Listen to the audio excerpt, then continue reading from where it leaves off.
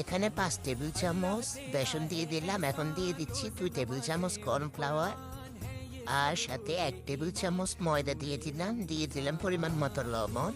এখন দিয়ে দিলাম মরিচ গুঁড়ো, দিয়ে দিলাম হলুদ গুঁড়ো, আর দিয়ে দিলাম একটু কালো জিরে। এগুলো একটু অল্প অল্প করে পানি দিয়ে ভালো করে মিক্স করে নেব। এখন দিয়ে দিলাম আদা রসুন। এখন এটা ভালো করে মিক্স করে একপাশে রেখে দিয়ে এখানে আলু আর বেগুন কেটে নিয়েছি।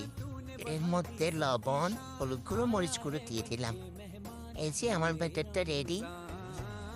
এখন এই যে বেগুনিগুলো ভেজে নেব। আর ভাজার আগে এই ব্যাটারটাতে আমি বেকিং পাউডার মিক্স করে নিয়েছিলাম। একদম আপনি যখন ভাজবেন এর আগে দিয়ে আপনি বেকিং পাউডারটা মিক্স করবেন। দেখবেন আপনার বেগুনের সাথে সাথে ফুলবে। এই যে মজাদার বেগুনি